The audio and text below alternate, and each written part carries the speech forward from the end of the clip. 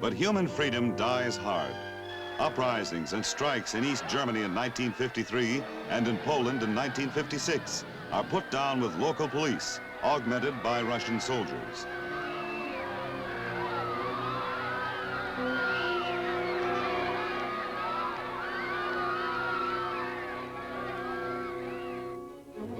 Budapest, October 1956.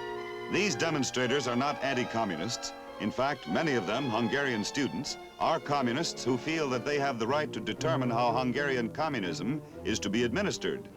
On October 24th, local party bosses decide enough is enough, and in the interest of law and order, their law, their order, direct police to fire into the crowd. But the crowd does not melt away, even when Russian garrison troops join the police. Faced by an overwhelming mob, the Russians stage a strategic withdrawal, leaving the Hungarian police to be slaughtered by their own countrymen. In November, Imre Nagy was a communist, but a Hungarian communist. Speaking as prime minister, he declares Hungary neutral, as between Russia and the West. The Russians hesitate. The Hungarians celebrate. But hesitation and celebration end soon. An entire Russian army invades Hungary and crushes the revolt. Nagy visits the Russians under a flag of truce to discuss surrender terms. June 17, 1958, his execution is announced.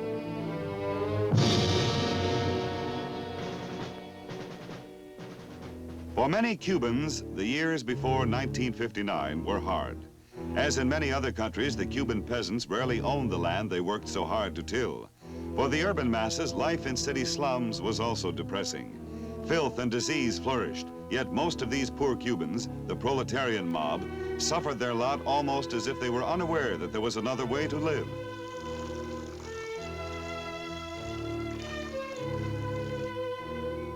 When Fidel Castro is ready to come out of the Sierra Maestre, his support is based not on the poor, but on the middle class.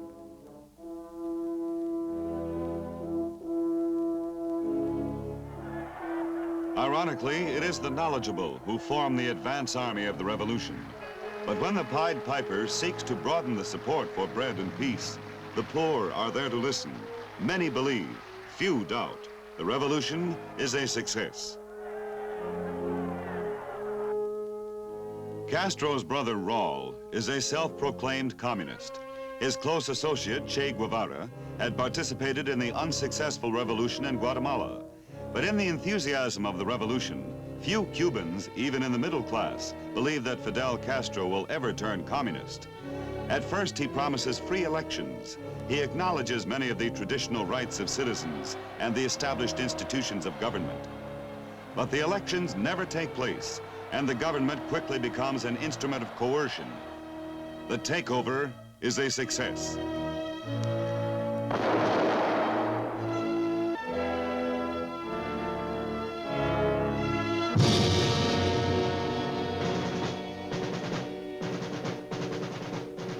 Berlin, 1961. The road has almost reached the present.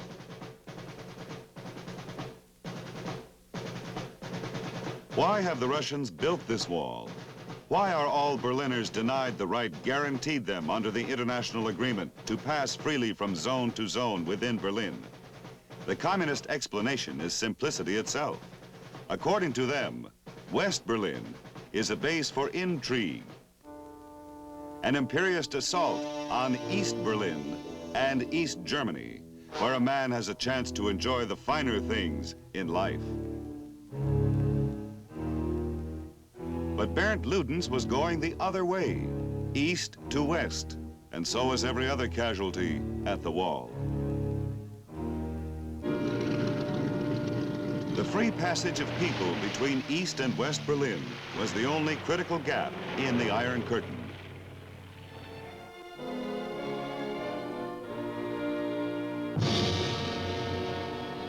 So the Russians sealed it. The wall is a solid fact.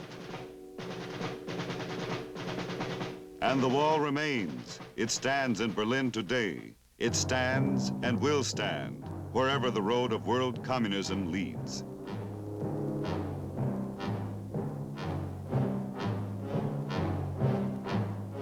Someday, according to its builders, it will surround not merely the world, but the moon, the stars, outer space, the universe. Their objective is clear, but so is ours. They intend to put the world on their road. We intend that the world shall be free, each man and each country to choose the road that suits him best.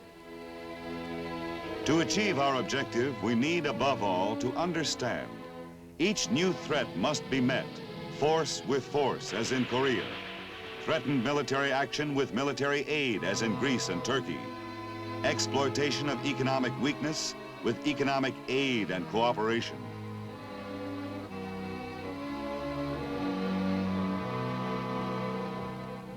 The choice is not red or dead. The choice lies between ignorance and wisdom, cowardice and bravery, slavery or freedom.